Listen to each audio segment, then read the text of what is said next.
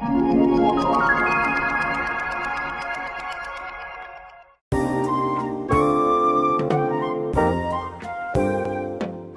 момент введения ее антиген, то есть попадает в организм и способствует выработке антител. То есть поэтому специально делают 2 дозы, чтобы выработалась иммунная память, чтобы организм уже знал этот антиген и мог вовремя выработать антитела при повторном контакте, например, с зараженным COVID-19 больным.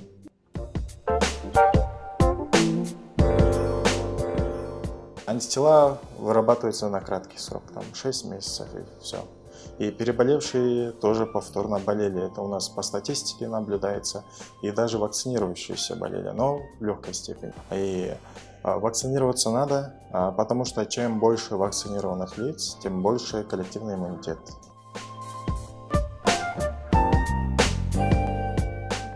Потому что коронавируса, то есть почему его коронавирусом назвали, у него есть специальный так называемый спайк-белки, это при микроскопическом исследовании остроконечные образования, вот, за счет них они проникают в организм человека. То есть это антигены, и имеется в виду, эти остроконечные основания имеются в вакцинах самих.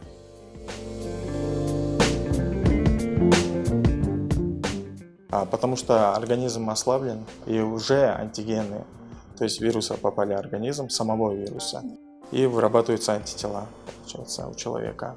Зачем нам дополнительную нагрузку организму делать? Потому что тем самым более осложненно протекает.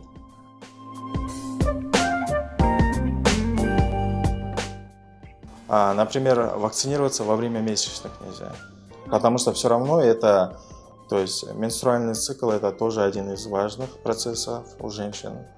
То есть организм тоже кое-какой стресс, иммунодефицит ощущает.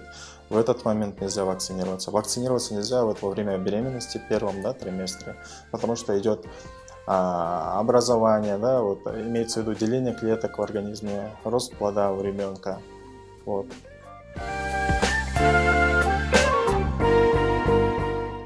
Например, человек, который болеет ОРВИ, тоже не может вакцинироваться.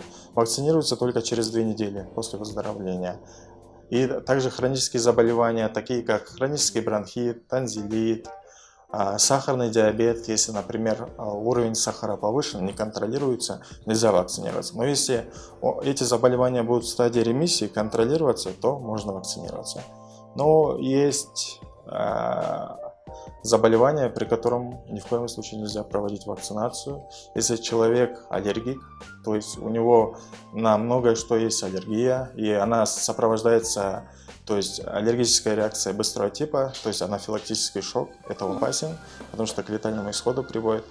Также врожденный иммунодефицит, ВИЧ, СПИД, потому что у человека нет иммунитета.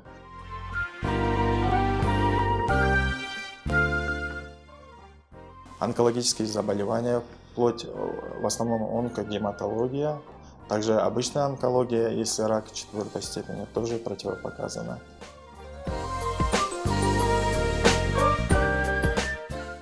Вот когда в 2021 году с докторов же начали, тогда вводили этот Sinopharm, первые 2 дозы. Вот. После, через 6 месяцев вводили Pfizer. То есть в протоколе тоже указано, что разбавлять вакцины можно, то есть определенные комбинации. Чем больше разбавленных вакцин, тем больше вероятности не заболеть коронавирусной инфекцией.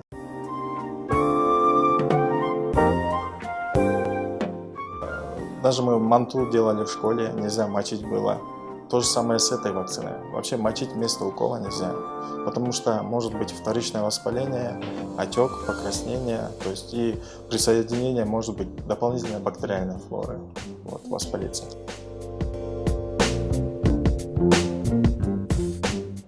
Чтобы получить вакцину, нужен всего лишь паспорт, потому что вакцинация идет, имеется в виду, создается база данных, потому что будет выдаваться сертификат и необходимый идентификационный номер, куда будут вводить ваши данные.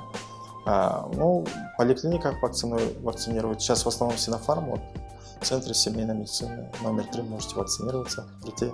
Сейчас очереди как раз нету, все ожидают Pfizer, наверное, тогда будет очень много людей.